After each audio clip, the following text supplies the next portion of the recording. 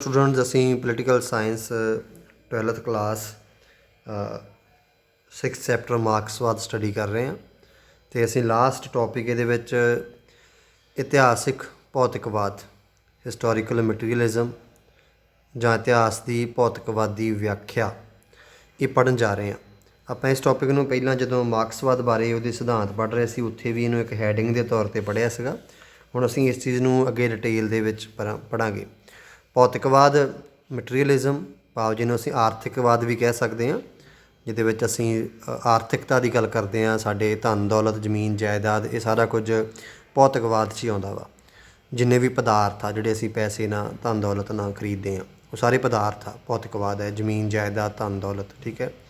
इतिहासक भौतिकवाद का की मतलब है, वैसे सिंपली गल कर रहे हैं कि कार्ल मार्क्स का ये मनना सी कि जिहड़ा इतिहास है ਉਹਦਾ आधार भौतिकवाद है। भाव जिहड़ा इतिहास है वो कौन लिखदा भी कौन आ, जिहड़े लोकां दा साधना दे कंट्रोल आ। पर जिहड़े अमीर आ तकड़े आ भी उन्हां मुताबक ही इतिहास लिखिया जांदा, उही लिखवाउंदे आ। और भाव इतिहास विच जो कुछ भी वापरदा वा वो आर्थिकता दे मगर ही वापरदा वा, धन दौलत जमीन जायदाद लई ही वापरदा जो कुछ भी। सो जिवें आपां इहनूं पढ़ांगे समझांगे भी कि इतिहासक भौतिकवाद भी कह दिंदे असीं इहनूं। इतिहासक की भौतिकवादी व्याख्या भाव इतिहास नूं भौतिक के नज़र तो देखना, इतिहास नूं पदार्थां के नज़रिए तो देखना, जां इहनूं आर्थिक नियमतवाद भी कह दिंदे आ। ठीक है। कार्ल मार्क्स का इंपॉर्टेंट एक सिद्धांत है। ये विच कार्ल मार्क्स ने मन्निया कि समाज सारा समाजिक ढांचा उस समय के आर्थिक ढांचे अनुसार बदलदा। भाव कार्ल मार्क्स ने आर्थिकता नूं पहल दित्ती है कि समाज में किसी बंदे की की स्थिति है, जो कुछ भी वापरदा वा उहदे पिछे आर्थिकता वा, पैसा उहदे पिछे। जेकर असी किसी भी समय के इतिहास नूं घोखीए तो उस युग की सभ्यता, जे असी किसी भी समय का इतिहास देखते हैं तो उस दे इतिहास देखांगे कि इतिहास दे विच उन्हां वर्गां दा जिक्र होऊगा जिन्हां दा उत्पादन के साधना ते कंट्रोल आ। भाव जिन्हां लोकां दे कोल सरमाया वा, जिन्हां लोकां दे कोल पैसा वा, उन्हां दा इतिहास आ। ਉਹੀ इतिहास लिखाते आ। उस वर्ग का इतिहास आ जिहदा उत्पादन के साधना ते कंट्रोल आ। इसलिए इतिहास दीयां जिन्नियां भी घटनावां वापरदियां वा वो भौतिक स्थिति नूं मुੱਖ रख के वापरदियां वा। तो इस तरह जिहड़ी भौतिक स्थिति आ उही राजनीतिक समाजिक सभ्याचारक नैतिक रीति रिवाज परंपरावां ये सारा कुछ आर्थिकता ही निर्धारित करती है। कार्ल मार्क्स ने आर्थिकता नूं मेन धुरा बनाया कि बाकी सारे पक्ष उस तो बाद ही आ। तो जदों भी वह मनना कि ये उत्पादन के संबंधां विच कोई परिवर्तन आ जाता वा, भाव कोई जिहड़ा कंट्रोल है पहलां किसी होर दा राज है, जे राज बदल जाए कह लो, अमीर लोग होर हो जाण, राज किसी होर दा आ जाए, उहदे नाल ही समाजिक सभ्याचारक ते राजनीतिक संबंधां विच भी तेज़ी नाल परिवर्तन आ जाता वा।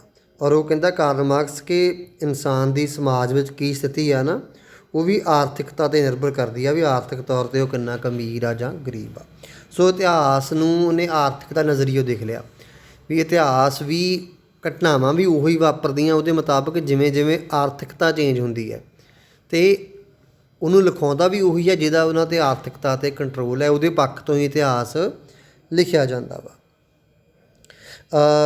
नैक्सट असी उन्होंने इस 4 पॉइंट लिखे ने मेन जो कार्ल मार्क्स की जिहड़ी इतिहासिक भौतिकवाद नूं समझण लई।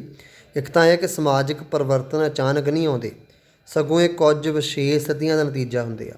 भाव ये नहीं कि अपने आप ही कुछ वापर जाता, कहता अपने आप नहीं वापरदा, उहदे पिछे भी एक स्थिति हुंदी है। भाव वो मेन आर्थिकता नूं मनदा वा कि आर्थिकता तौर पर जे एक वर्ग कब्जा वा जिहदा उपर एक लुट हो रहा, एक गरीब है, उन्हां दे आपसी संबंध जां किन्ना कुछ शोषण कर रहे आ, उहदे करके ही सारा कुछ वापरदा वा। अगे है मनुखी इतिहास भौतिक स्थितियों में परिवर्तन का नतीजा वा। भाव इतिहास की आ भौतिक स्थितियों में परिवर्तन, कि इतिहास दी घटनावां भी उहदे मुताबिक ही है जिमें जिमें उत्पादन के साधना के उपर भौतिकता के उपर किहदा कंट्रोल आ, किहदा राज आ। तो जिमें जिमें आर्थिक स्थितियों में कोई परिवर्तन आउंदा वा नाल नाल राजनीतिक ते समाजिक परिवर्तन भी आ जाता वा। और ये जो भौतिक विकास हुंदा वा ये अचानक नहीं हुंदा, कोई नियमां अनुसार हुंदा वा और ये पिछे भी आर्थिक शक्तियां ही जिम्मेवार हुंदियां ने। ਸੋ ਮੇਨ ਤੌਰ 'ਤੇ ਭੌਤਿਕ ਇਤਿਹਾਸਵਾਦ ਕੀ ਹੈ, ਭਾਵ ਇਤਿਹਾਸ ਦੀ ਭੌਤਿਕਵਾਦੀ ਵਿਆਖਿਆ ਕੀ ਹੈ ਕਿ ਇਤਿਹਾਸ ਨੂੰ ਆਰਥਿਕਤਾ ਦੇ ਨਜ਼ਰੀਏ ਤੋਂ ਅਸੀਂ ਦੇਖਣਾ ਕਿ ਇਤਿਹਾਸ ਨੂੰ ਲਿਖਾਉਣ ਵਾਲਾ ਕੌਣ ਹੈ, ਉਹਦਾ ਕੀ ਸਥਾਨ ਸੀ, ਉਹ ਅਮੀਰ ਸੀ, ਗਰੀਬ ਸੀ, ਉਹ ਰਾਜਾ ਸੀ, ਮਹਾਰਾਜਾ ਸੀ, ਔਰ ਉਹਨੇ ਆਪਣੇ ਪੱਖ ਤੋਂ ਹੀ ਇਤਿਹਾਸ ਨੂੰ ਲਿਖਾਉਣਾ ਵਾ। ਹੁਣ ਵੀ ਆਪਾਂ ਦੇਖਦੇ ਹਾਂ ਬਹੁਤਾ ਇਤਿਹਾਸ ਜਿਹਦਾ ਵੀ ਰਾਜ ਹੋਵੇ ਉਹ ਲਿਖਾਉਂਦਾ, ਪਹਿਲਾਂ ਵੀ ਰਾਜੇ ਮਹਾਰਾਜੇ ਇਤਿਹਾਸ ਲਿਖਾਉਂਦੇ ਆਏ ਆ। ਸੋ ਇਸ ਕਰਕੇ ਕਈ ਵਾਰ ਇਤਿਹਾਸ ਦੇ ਵੀ ਵੱਖ-ਵੱਖ ਪਹਿਲੂ ਹੁੰਦੇ ਆ, ਉਹਦੇ ਵਿੱਚ ਜਿਹੜਾ ਜਿਸ ਪੱਖੀ ਇਤਿਹਾਸਕਾਰ ਆ ਉਹ ਉਸ ਦੇ ਮੁਤਾਬਕ ਵੀ ਲਿਖਦਾ ਵਾ। ਸੋ ਔਰ ਬਾਕੀ ਘਟਨਾਵਾਂ ਵੀ ਉਹਦੇ ਮੁਤਾਬਕ ਹੀ ਵਾਪਰਦੀਆਂ। ਉਹਦੇ ਵਿੱਚ ਮੇਨ ਤੌਰ 'ਤੇ ਆਰਥਿਕਤਾ ਦੀ ਲੜਾਈ ਹੁੰਦੀ ਹੈ ਕਿ ਕਿਹਨੇ ਕਬਜ਼ਾ ਹੋਵੇ, ਕਿਹਦੇ ਕੋਲ ਧਨ ਦੌਲਤ ਆਵੇ, ਅਤੇ ਉਹਨੂੰ ਪ੍ਰਾਪਤ ਕਰਨ ਲਈ ਲੜਾਈਆਂ ਹੁੰਦੀਆਂ ਨੇ। ਸੋ ਇਸ ਤਰ੍ਹਾਂ ਇਤਿਹਾਸ ਨੂੰ ਉਹਨੇ ਆਰਥਿਕਤਾ ਦੇ ਨਜ਼ਰੀਏ ਤੋਂ ਪੇਸ਼ ਕੀਤਾ ਵਾ।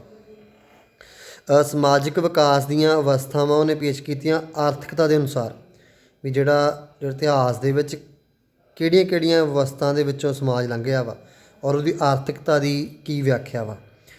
ਪਹਿਲਾ ਲਿਖਿਆ ਉਹਨੇ ਆਦਿਮ ਸਾਮਵਾਦੀ ਯੁੱਗ, ਜੋ ਪੁਰਾਣਾ ਸਾਮਵਾਦੀ ਯੁੱਗ ਸੀ, ਜਿਹਦੇ ਉੱਪਰ ਸਾਰੇ ਜਿਹੜੇ ਸਾਧਨ ਆ ਉਹ ਸਾਰਿਆਂ ਦੀ ਮਾਲਕੀ ਸੀ, ਕੋਈ ਨਿੱਜੀ ਸੰਪਤੀ ਕੋਈ ਨਹੀਂ ਸੀ। ਲੋਕ ਖੇਤੀਬਾੜੀ ਕਰਦੇ ਸੀ, ਪਸ਼ੂ ਪਾਲਣ ਇਹੋ ਜਿਹੇ ਧੰਦੇ ਨਹੀਂ ਕਰਦੇ ਸੀ। ਉਸ ਸਮੇਂ ਜ਼ਮੀਨਾਂ ਨਹੀਂ ਸੀ। ਇਹ ਆਦਮ ਯੁੱਗ ਉਸ ਸਮੇਂ ਦੀ ਗੱਲ ਆ ਜਦੋਂ ਲੋਕ ਜੰਗਲਾਂ 'ਚ ਰਹਿੰਦੇ ਸੀਗੇ ਅਤੇ ਉੱਥੇ ਉਹ ਫਲ ਫੁੱਲ ਖਾ ਕੇ ਗੁਜ਼ਾਰਾ ਕਰ ਲੈਂਦੇ ਸੀਗੇ। ਸਾਰੇ ਬਰਾਬਰ ਸੀ, ਅਮੀਰ ਗਰੀਬ ਹੈ ਹੀ ਨਹੀਂ ਸੀ ਕੋਈ, ਕਿਉਂਕਿ ਨਾ ਤਾਂ ਜ਼ਮੀਨ ਹੁੰਦੀ ਸੀ, ਖੇਤੀ ਹੁੰਦੀ ਸੀ, ਨਾ ਪਸ਼ੂ ਹੁੰਦੇ ਸੀਗੇ। ਜੰਗਲਾਂ 'ਚ ਰਹਿੰਦੇ ਸੀ, ਉਹ ਸ਼ਿਕਾਰ ਕਰਕੇ ਜਾਂ ਕਹਿ ਲਓ ਕਿ ਉਹ ਫਲ ਫੁੱਲ ਖਾ ਕੇ ਅਤੇ ਉਹ ਆਪਦਾ ਗੁਜ਼ਾਰਾ ਕਰਦੇ ਸੀ। ਉਹ ਆਦਮ ਸਾਮਵਾਦੀ ਯੁੱਗ ਸੀ, ਜਦੋਂ ਕਿਸੇ ਕੋਲ ਜ਼ਮੀਨ ਜਾਇਦਾਦ ਨਹੀਂ ਸੀ, ਨਾ ਪੈਸੇ ਸੀ ਉਸ ਸਮੇਂ। ਠੀਕ ਹੈ। ਫਿਰ ਦਾਸਤਾ ਯੁੱਗ ਆਇਆ। ਦਾਸਤਾ ਯੁੱਗ ਦੇ ਵਿੱਚ ਖੇਤੀ ਵੀ ਹੋਣ ਲੱਗ ਪਈ ਅਤੇ ਪਸ਼ੂ ਪਾਲਣ ਵੀ ਹੋਣ ਲੱਗ ਪਿਆ। ਭਾਵ ਹੁਣ ਜਿਹਦੇ ਕੋਲ ਖੇਤੀ ਸੀ ਉਹ ਮਾਲਕ ਬਣ ਗਿਆ, ਜਿਨ੍ਹਾਂ ਕੋਲ ਖੇਤੀ ਜ਼ਮੀਨ ਨਹੀਂ ਸੀ ਉਹ ਦਾਸ ਬਣ ਗਏ। ਇਸ ਤਰ੍ਹਾਂ ਸਮਾਜ ਵਿੱਚ ਦੋ ਵਰਗ ਬਣ ਗਿਆ, ਇੱਕ ਮਾਸਟਰ ਬਣ ਗਿਆ, ਮਾਲਕ ਬਣ ਗਿਆ, ਇੱਕ ਦਾਸ ਬਣ ਗਿਆ। ਅਤੇ ਇਸ ਤਰ੍ਹਾਂ ਫਿਰ ਉਹਨਾਂ ਦੇ ਵਿੱਚ ਇੱਕ ਜਿਹੜਾ ਸੰਘਰਸ਼ ਹੈ ਉਹ ਸ਼ੁਰੂ ਵਿੱਚ ਆ ਗਿਆ। ਅਤੇ ਇਸੇ ਲੜਾਈ ਕਰਕੇ ਉਹਨਾਂ ਦੀ ਰਾਜ ਨਾਂ ਦੀ ਸੰਸਥਾ ਆਈ, ਕਿਉਂਕਿ ਹੁਣ ਮਾਲਕਾਂ ਦਾ ਸੀਗਾ ਕਿ ਸਾਡਾ ਕੰਟਰੋਲ ਬਣਿਆ ਰਹੇ। ਇਸ ਲਈ ਉਹਨਾਂ ਨੇ ਰਾਜ ਨਾਂ ਦੀ ਸੰਸਥਾ ਕਾਇਮ ਕਰ ਲਈ ਕਿ ਜਿਹੜੇ ਇਹ ਯਕੀਨੀ ਬਣਾਉਂਦਾ ਰਾਜ ਕਿ ਜਿਹਦਾ ਕਬਜ਼ਾ ਵਾ ਉਹਦਾ ਕਬਜ਼ਾ ਬਣਿਆ ਰਹੇ, ਦੂਸਰਾ ਮਜ਼ਦੂਰੀ ਕਰਦਾ ਰਹੇ। ਸਾਮੰਤਸ਼ਾਹੀ ਯੁੱਗ। ਫਿਰ ਉਦੋਂ ਅਗਲਾ ਯੁੱਗ ਆਇਆ ਸਾਮੰਤਸ਼ਾਹੀ ਦਾ। ਇਹਦੇ ਵਿੱਚ ਜਿਹੜੀ ਭੂਮੀ ਦੀ ਮਾਲਕੀ ਆ ਉਹ ਹੋਰ ਜਗੀਰਦਾਰਾਂ ਦੇ ਹੱਥ ਵਿੱਚ ਆ ਗਈ। ਭਾਵ ਛੋਟੇ ਛੋਟੇ ਜ਼ਮੀਂਦਾਰ ਨਹੀਂ ਰਹੇ, ਜਗੀਰਦਾਰ ਬਣ ਗਏ, ਜਿਹਨਾਂ ਕੋਲ ਸਾਰੀ ਜਿਹੜੀ ਖੇਤੀਬਾੜੀ ਦਾ ਅਧਿਕਾਰ ਆ ਗਿਆ। ਕੰਮ ਕਿਸਾਨ ਕਰਦੇ ਸੀ ਪਰ ਮਾਲਕ ਜਗੀਰਦਾਰ ਹੁੰਦੇ ਸੀਗੇ। ਸੋ ਇਸ ਤਰ੍ਹਾਂ ਫਿਰ ਇੱਕ ਆਰਥਿਕ ਜੱਦੋਜਹਿਦ ਸ਼ੁਰੂ ਹੋ ਗਈ। ਕਿਸਾਨ ਕੰਮ ਕਰਦਾ ਪਰ ਉਹਨਾਂ ਦਾ ਜਿਹੜੀ ਆਮਦਨ ਸੀ ਉਹ ਸਾਰਾ ਉਹ ਜਗੀਰਦਾਰ ਲੈ ਜਾਂਦੇ। ਇਹ ਉਸ ਤੋਂ ਬਾਅਦ ਤੀਸਰਾ ਯੁੱਗ ਆਇਆ। ਅਸੀਂ ਨੈਕਸਟ ਪੜ੍ਹਦੇ ਹਾਂ।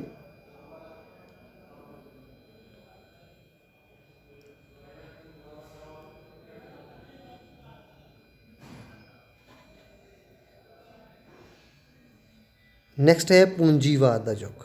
ਸੋ ਉਸ ਤੋਂ ਬਾਅਦ ਜੋ ਉਦਯੋਗਿਕ ਕ੍ਰਾਂਤੀ ਆਈ, ਉਦਯੋਗ ਲੱਗ ਗਏ, ਫੈਕਟਰੀਆਂ ਲੱਗ ਗਏ, ਮਸ਼ੀਨਾਂ ਆ ਗਈਆਂ। ਅਤੇ ਫਿਰ ਪਹਿਲਾਂ ਜਗੀਰਦਾਰਾਂ ਕੋਲ ਤਾਕਤ ਹੁੰਦੀ ਸੀ, ਹੁਣ ਜਦੋਂ ਫੈਕਟਰੀਆਂ ਆ ਗਈਆਂ ਤਾਂ ਜਿਹੜੇ ਪੂੰਜੀਪਤੀ ਜਿਹੜੇ ਫੈਕਟਰੀਆਂ ਦੇ ਮਾਲਕ ਆ ਉਹਨਾਂ ਦੇ ਹੱਥ ਕੰਟਰੋਲ ਆ ਗਿਆ ਅਤੇ ਬਾਕੀ ਲੋਕ ਮਜ਼ਦੂਰ ਬਣ ਗਏ, ਮਜ਼ਦੂਰ ਬਣ ਕੇ ਫੈਕਟਰੀਆਂ 'ਚ ਕੰਮ ਕਰਦੇ ਆ।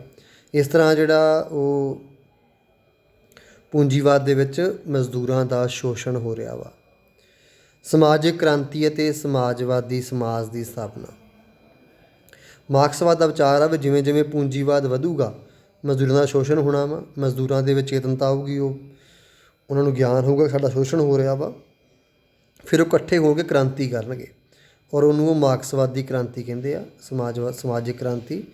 ਅਤੇ ਔਰ ਇਹ ਕ੍ਰਾਂਤੀ ਕਰਕੇ ਉਹ ਸੱਤਾ ਪਲਟਣਗੇ ਅਤੇ ਜਿਹੜਾ ਸਾਧਨਾਂ 'ਤੇ ਕੰਟਰੋਲ ਜਿਹੜਾ ਵਾ ਉਹ ਆਮ ਲੋਕਾਂ ਦਾ ਹੋ ਜਾਊਗਾ। ਪੂੰਜੀਵਾਦ ਕੋਲੋਂ ਉਹ ਸਾਰਾ ਰਾਜ ਜੋ ਵੀ ਉਹਨਾਂ ਦੀ ਫੈਕਟਰੀਆਂ ਨੇ ਮਾਲਕੀਤ ਹੈ ਉਹ ਸਾਰਾ ਖੋਹ ਲੈਣਗੇ, ਖ਼ਤਮ ਕਰ ਦੇਣਗੇ। ਅਤੇ ਸਾਮਵਾਦੀ ਸਮਾਜ ਦੀ ਸਥਾਪਨਾ। ਜਦੋਂ ਕ੍ਰਾਂਤੀ ਹੋ ਜੂਗੀ ਉਸ ਤੋਂ ਬਾਅਦ ਉਹ ਕਹਿੰਦੇ ਰਾਜ ਦੀ ਕੋਈ ਲੋੜ ਹੀ ਨਹੀਂ ਰਹਿਣੀ। ਮਾਰਕਸਵਾਦ ਕਹਿੰਦਾ ਰਾਜ ਕਿਹੜੇ ਕੰਮ ਲਈ ਆ, ਰਾਜ ਅਮੀਰਾਂ ਨੇ ਇਹਨਾਂ ਲੋਕਾਂ ਦੀ ਬਣਾਇਆ ਵਾ ਕਿਉਂਕਿ ਸਮਾਜ ਦੇ ਵਿੱਚ ਗਰੀਬ ਲੋਕ ਵਿਦਰੋਹ ਨਾ ਕਰਨ ਅਤੇ ਉਹਨਾਂ ਨੂੰ ਸੈਨਾ ਨਾਲ ਪੁਲਿਸ ਨਾਲ ਡਰਾਉਣ ਵਾਸਤੇ, ਕਮਜ਼ੋਰ ਬਣਾਉਣ ਵਾਸਤੇ ਹੀ ਰਾਜ ਕੰਮ ਕਰਦਾ। ਇਹ ਮਾਰਕਸਵਾਦੀ ਵਿਚਾਰਧਾਰਾ ਵਾ। ਉਹ ਕਹਿੰਦੇ ਜਦੋਂ ਫਿਰ ਕ੍ਰਾਂਤੀ ਹੋ ਜੂਗੀ ਉਸ ਤੋਂ ਬਾਅਦ ਜਿਹੜਾ ਰਾਜ ਹੁਣ ਚੱਲ ਰਿਹਾ ਇਹੋ ਜਿਹੇ ਰਾਜ ਦੀ ਕੋਈ ਲੋੜ ਨਹੀਂ ਹੋਊ, ਕਿਉਂਕਿ ਸਾਰੇ ਬਰਾਬਰ ਹੋ ਜਾਣੇ ਆ ਅਤੇ ਕੋਈ ਪੂੰਜੀਪਤੀ ਨਹੀਂ ਹੋਣਾ, ਸਾਰਿਆਂ ਨੇ ਕੰਮ ਕਰਨਾ ਵਾ ਅਤੇ ਤੇ ਉਹਦੇ ਵਿੱਚ ਜਿਹੜਾ ਰਾਜ ਆ ਉਹਦਾ ਕੰਟਰੋਲ ਰਹਿਣਾ ਨਹੀਂ, ਔਰ ਕਿ ਸਮਾਜ ਦੇ ਵਿੱਚ ਕੋਈ ਲੜਾਈ ਝਗੜਾ ਨਹੀਂ ਰਹਿਣਾ, ਸਾਰੇ ਇੱਕੋ ਜਿਹੇ ਬਰਾਬਰ ਹੋ ਜਾਣੇ ਆ।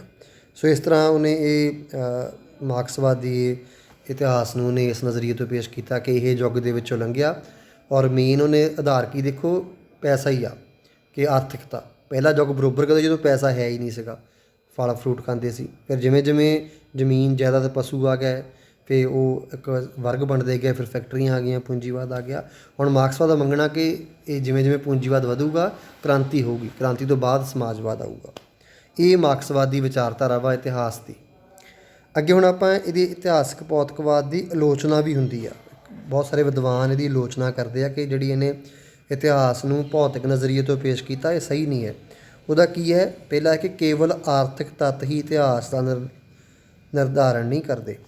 ਮਾਰਕਸ ਨੇ ਤਾਂ ਹਰ ਚੀਜ਼ ਨੂੰ ਆਰਥਿਕ ਹੀ ਮੰਨ ਲਿਆ ਵਾ, ਪਰ ਉਹ ਕਹਿੰਦੇ ਬਹੁਤ ਸਾਰੀਆਂ ਰਾਜਨੀਤਿਕ ਘਟਨਾਵਾਂ ਵਾਪਰ ਜਾਂਦੀਆਂ, ਧਾਰਮਿਕ ਕਾਰਨ ਵੀ ਹੋ ਜਾਂਦੇ ਆ, ਜਿਨ੍ਹਾਂ ਕਰਕੇ ਵੀ ਇਤਿਹਾਸਕ ਘਟਨਾਵਾਂ ਵਾਪਰਦੀਆਂ ਵਾ। ਇਕੱਲਾ ਪੈਸੇ ਕਰਕੇ ਹਰ ਚੀਜ਼ ਨਹੀਂ ਵਾਪਰਦੀ। ਕਾਰਲ ਮਾਰਕਸ ਸੰਜੋਗ ਤੱਥ ਦੀ ਅਵੇਲਣਾ ਕਰਦਾ ਵਾ। ਸੰਜੋਗ ਹੁੰਦਾ ਕੋਈ ਚੀਜ਼ ਆਪਣੇ ਆਪ ਕਿਵੇਂ ਹੋ ਗਿਆ, ਸੰਜੋਗ ਆਪਾਂ ਕਹਿ ਦਿੰਦੇ ਹਾਂ ਕੋਈ ਬਾਈ ਚਾਂਸ ਕੰਮ ਹੋ ਗਿਆ, ਠੀਕ ਹੈ। ਸੋ ਉਹ ਕਹਿੰਦਾ ਸੀ ਕਿ ਬਾਈ ਚਾਂਸ ਕੁਝ ਨਹੀਂ ਹੁੰਦਾ, ਹਰ ਚੀਜ਼ ਜਿਹੜੀ ਆ ਇੱਕ ਨਿਯਮਾਂ ਤਹਿਤ ਹੁੰਦੀ ਹੈ। ਪਰ ਅਸੀਂ ਬਹੁਤ ਘਟਨਾਵਾਂ ਦੇਖਦੇ ਹਾਂ, ਜਿਵੇਂ ਇੱਥੇ ਜ਼ਿਕਰ ਵੀ ਹੈ ਕਿ ਕਹਿੰਦੇ ਮਹਾਤਮਾ ਬੁੱਧ ਨੂੰ ਸੜਕ ਕਿਨਾਰੇ ਇੱਕ ਬੁੱਢਾ ਵਿਅਕਤੀ ਮਿਲਿਆ, ਜਿਹਨੂੰ ਦੇਖ ਕੇ ਉਹਨੇ ਇਹਦੇ ਮਨ 'ਤੇ ਪ੍ਰਭਾਵ ਪਿਆ ਸੀ ਕਿ ਬਜ਼ੁਰਗ ਹੋ ਗਿਆ, ਮੈਂ ਵੀ ਇਸ ਤਰ੍ਹਾਂ ਬਜ਼ੁਰਗ ਹੋ ਜਾਣਾ ਅਤੇ ਇਹ ਦੁੱਖ ਹੋਣਾ ਹਰੇਕ ਬੰਦੇ 'ਤੇ। ਇਸ ਤਰ੍ਹਾਂ ਉਹਦੇ ਮਨ 'ਤੇ ਪ੍ਰਭਾਵ ਪਿਆ ਸੀ। ਕਹਿੰਦੇ ਜੇ ਬਾਈ ਦਾ ਚਾਂਸ ਉਹਨੂੰ ਉਹ ਘਟਨਾ ਨਾ ਦੇਖਦਾ, ਸ਼ਾਇਦ ਉਹ ਮਹਾਤਮਾ ਬੁੱਧ ਨਾ ਬਣਦੇ, ਗੌਤਮ ਬੁੱਧ। ਅਤੇ ਇਹ ਇਸ ਤਰ੍ਹਾਂ ਬਹੁਤ ਕੁਝ ਚੀਜ਼ਾਂ ਬਾਈ ਚਾਂਸ ਵੀ ਹੁੰਦੀਆਂ ਵਾ। ਸ਼ਕਤੀ ਕੇਵਲ ਆਰਥਿਕ ਤੱਥਾਂ ਦੁਆਰਾ ਹੀ ਪ੍ਰਾਪਤ ਨਹੀਂ ਕੀਤੀ ਜਾਂਦੀ। ਮਾਰਕਸਵਾਦ ਦਾ ਕਹਿਣਾ ਕਿ ਜਿਹਦੇ ਕੋਲ ਪੈਸਾ ਵਾ, ਆਰਥਿਕਤਾ ਵਾ, ਉਹਦੇ ਕੋਲ ਹੀ ਸ਼ਕਤੀ ਆ ਰਾਜ ਦੀ। ਪਰ ਇੱਦਾਂ ਨਹੀਂ ਹੁੰਦਾ। ਜਿਵੇਂ ਉਹਨਾਂ ਨੇ ਉਦਾਹਰਨ ਦਿੱਤੀ ਆ ਕਿ ਮੱਧ ਯੁੱਗ ਦੇ ਵਿੱਚ ਪੋਪ ਕੋਲ ਸਰਬ ਸ਼ਕਤੀ ਸੀ, ਅਤੇ ਪੋਪ ਕੋਲ ਕੋਈ ਆਰਥਿਕਤਾ ਨਹੀਂ ਸੀ, ਸਿਰਫ ਉਹ ਧਾਰਮਿਕ ਹੈੱਡ ਸੀਗਾ, ਅਤੇ ਧਾਰਮਿਕ ਹੈੱਡ ਹੋਣ ਨਾਤੇ ਹੀ ਉਹਦੇ ਕੋਲ ਸ਼ਕਤੀ ਸੀ। ਇਹ ਇਤਿਹਾਸਕ ਨਹੀਂ। ਜਿਹੜੀਆਂ ਅਵਸਥਾਵਾਂ ਨੂੰ ਜਿਸ ਤਰ੍ਹਾਂ ਮਾਰਕਸਵਾਦ ਨੇ ਪੇਸ਼ ਕੀਤਾ ਵਾ, ਉਹਨਾਂ ਦੇ ਕੋਈ ਇਤਿਹਾਸਕ ਸਬੂਤ ਵੀ ਨਹੀਂ ਗੇ, ਅਤੇ ਮਾਰਕਸ ਦੀ ਭਵਿੱਖਬਾਣੀ ਗਲਤ ਸਾਬਤ ਹੋਈ ਆ। ਹੁਣ ਮਾਰਕਸ ਨੇ ਉੱਪਰ ਇੱਕ ਭਵਿੱਖਬਾਣੀ ਵੀ ਕੀਤੀ ਹੈ। ਹੁਣ ਪੂੰਜੀਵਾਦ ਯੁੱਗ ਚੱਲ ਰਿਹਾ ਵਾ, ਉਹਦੀ ਅਗਲੀ ਭਵਿੱਖਬਾਣੀ ਇਹ ਆ ਕਿ ਅੱਗੇ ਫਿਰ ਜਿਵੇਂ ਜਿਵੇਂ ਪੂੰਜੀਵਾਦ ਵਧੂਗਾ ਅਤੇ ਕ੍ਰਾਂਤੀ ਹੋਊਗੀ ਉਹਨਾਂ ਮੁਲਕਾਂ ਦੇ ਵਿੱਚ, ਅਤੇ ਸਮਾਜਵਾਦ ਆ ਜਾਊਗਾ। ਪਰ ਇਹ ਸਹੀ ਨਹੀਂ ਸਾਬਤ ਹੋਇਆ, ਕਿਉਂਕਿ ਜਿਸ ਤਰ੍ਹਾਂ ਉਹ ਕਹਿ ਰਿਹਾ ਕਿ ਸਾਮਵਾਦੀ ਯੁੱਗ ਆ ਜਾਊਗਾ, ਰਾਜ ਰਹਿਤ ਸਮਾਜ ਹੋ ਜਾਊਗਾ, ਅਜਿਹਾ ਕੁਝ ਵੀ ਨਹੀਂ ਹੋਇਆ ਅਜੇ ਤੱਕ। ਸਗੋਂ ਜਿਹੜਾ ਉਦਾਰਵਾਦੀ ਰਾਜ ਹੈ, ਲੋਕਤੰਤਰੀ ਰਾਜ ਹੈ, ਜਿਹੜੇ ਯੂਰਪੀਅਨ ਰਾਜ ਹੈ, ਉਹ ਵਧੇਰੇ ਪ੍ਰਚਲਿਤ ਹੋ ਰਹੇ ਆ। ਸਮਾਜਵਾਦ ਸਿਮਟ ਰਿਹਾ ਵਾ ਹੁਣ। ਇਸ ਕਰਕੇ ਮਾਰਕਸਵਾਦੀ ਭਵਿੱਖਬਾਣੀ ਕਿ ਇੱਦਾਂ ਕ੍ਰਾਂਤੀ ਹੋ ਜੂਗੀ, ਉਹ ਸਾਰੇ ਮੁਲਕਾਂ 'ਚ ਨਹੀਂ ਹੋਇਆ। ਕੁਝ ਮੁਲਕਾਂ 'ਚ ਹੋਇਆ, ਉੱਥੇ ਵੀ ਦੁਬਾਰਾ ਫਿਰ ਉਹੀ ਉਦਾਰਵਾਦੀ ਨੀਤੀਆਂ ਅਪਣਾ ਰਹੇ ਆ। ਸੋ ਇਹ ਦੋ ਮੇਨ ਪੋਲਿਸੀਜ਼ ਨੇ, ਉਦਾਰਵਾਦ ਅਤੇ ਮਾਰਕਸਵਾਦ, ਜੋ ਅਸੀਂ ਪੜ੍ਹੀਆਂ ਨੇ। ਸੋ ਇਸ ਤਰ੍ਹਾਂ ਭਾਵੇਂ ਕਿ ਇਸ ਮਾਰਕਸਵਾਦ ਦੇ ਇਤਿਹਾਸਕ ਪੱਖ ਦੀ ਆਲੋਚਨਾ ਵੀ ਬਹੁਤ ਹੋਈ ਹੈ, ਪਰ ਅਸੀਂ ਇਹਨੂੰ ਪੂਰਾ ਅਣਗੌਲਿਆ ਵੀ ਨਹੀਂ ਕਰ ਸਕਦੇ। ਬਹੁਤ ਚੀਜ਼ਾਂ ਸੱਚਾਈ ਵੀ ਹੈ ਇਹਦੇ ਵਿੱਚ, ਕਿਉਂਕਿ ਜਿਹੜੀਆਂ ਆਰਥਿਕਤਾ ਵੱਡੇ ਤੌਰ 'ਤੇ ਸਾਡੇ ਇਤਿਹਾਸ ਨੂੰ ਪ੍ਰਭਾਵਿਤ ਕਰਦੀ ਆ। ਸੋ ਇਹ ਸੱਟਾ ਕੱਢਿਆ ਉਹਨਾਂ ਨੇ ਕਿ ਭਾਵੇਂ ਇਹ ਆਲੋਚਨਾ ਹੈਗੀ ਹੈ, ਪਰ ਫਿਰ ਵੀ ਅਸੀਂ ਪੂਰੀ ਤਰ੍ਹਾਂ ਅਣਗੌਲਿਆ ਨਹੀਂ ਕਰ ਸਕਦੇ। ਬਹੁਤ ਕੁਝ ਸੱਚਾਈ ਵੀ ਆ ਉਹਦੀਆਂ ਗੱਲਾਂ ਦੇ ਵਿੱਚ, ਠੀਕ ਹੈ। ਸੋ ਅਸੀਂ ਨੈਕਸਟ ਲਾਸਟ ਇਹਦੇ ਵਿੱਚ ਕਿ ਮਾਰਕਸਵਾਦ ਦਾ ਪਤਨ ਜਿਹੜਾ ਹੋਇਆ, ਕਿ ਮਾਰਕਸਵਾਦ ਅੱਜ ਹੁਣ ਇੰਨੀ ਪ੍ਰਭਾਵਸ਼ਾਲੀ ਵਿਚਾਰਧਾਰਾ ਨਹੀਂ ਰਹੀ ਜਿੰਨੀ ਇਹ ਜਦੋਂ ਇਹਦੀ ਸਟਾਰਟਿੰਗ ਦੇ ਵਿੱਚ ਸੀ। ਇਹਦਾ ਪਤਨ ਹੋਇਆ। ਆਪਾਂ ਸਿਰਫ ਮੇਨ ਸੰਖੇਪ ਦੇ ਵਿੱਚ ਹੀ ਪੜ੍ਹਾਂਗੇ ਕਿ ਇੱਕ ਤਾਂ ਜਿਹੜਾ 21 ਦਸੰਬਰ 1991 ਨੂੰ ਜਿਹੜਾ ਸੋਵੀਅਤ ਸੰਘ ਸੀ ਉਹ ਭੰਗ ਹੋ ਗਿਆ। ਸੋਵੀਅਤ ਸੰਘ ਵਿੱਚ ਬਹੁਤ ਸਾਰੇ ਰਾਜ ਜਿਹੜੇ ਸ਼ਾਮਲ ਸੀ, ਔਰ ਹੁਣ ਰੂਸ ਜਿਹੜਾ ਬਹੁਤ ਛੋਟਾ ਰਹਿ ਗਿਆ ਉਸ ਦੇ ਮੁਕਾਬਲੇ। ਉਹ ਔਰ ਜਿਹੜਾ ਰੂਸ ਹੈ ਉਹਨੇ ਅੱਜ ਉਹਦੇ ਵਿੱਚ ਵੀ ਜਿਹੜਾ, ਕਿਉਂਕਿ ਰੂਸ ਇੱਕ ਵੱਡਾ ਦੇਸ਼ ਸੀਗਾ ਜਿਹਦੇ ਵਿੱਚ ਮਾਰਕਸਵਾਦ ਸੀ, ਉਹ ਵੀ ਹੁਣ ਉਦਾਰਵਾਦੀ ਵਿਚਾਰਧਾਰਾ ਉੱਥੇ ਮੇਨਲੀ ਪੈਦਾ ਹੋ ਗਈ ਹੈ। ਔਰ ਇੱਕ ਚੀਨ ਹੈ ਜਿਹੜਾ ਅੱਜ ਸਭ ਤੋਂ ਵੱਧ ਮਾਰਕਸਵਾਦ ਜਿੱਥੇ ਚੰਗੀ ਤਰ੍ਹਾਂ ਪ੍ਰਚਲਿਤ ਆ, ਪਰ ਉਹਦੀਆਂ ਵੀ ਨੀਤੀਆਂ ਬਹੁਤ ਖਾਸ ਤੱਕ ਬਦਲ ਗਈਆਂ ਵਾ। ਉਹਨੇ ਵੀ ਬਹੁਤ ਜਿਹੜੀ ਸਮਾਜਵਾਦ ਦੇ ਵਿੱਚ ਬਹੁਤ ਕੁਝ ਚੇਂਜ ਆ ਗਿਆ। ਜੋ ਮਾਰਕਸਵਾਦੀ ਵਿਚਾਰਧਾਰਾ ਸੀ ਉੱਥੇ ਉਹ ਨਹੀਂ ਰਹੀ। ਹੁਣ ਉਹਨੇ ਵੀ ਅਰਥ ਵਿਵਸਥਾ ਦੀ ਜਿਹੜੀ ਉਦਾਰਵਾਦੀ ਨੀਤੀ ਆ ਕਾਫੀ ਹੱਦ ਤੱਕ ਉੱਥੇ ਵੀ ਫੈਲ ਚੁੱਕੀ ਆ।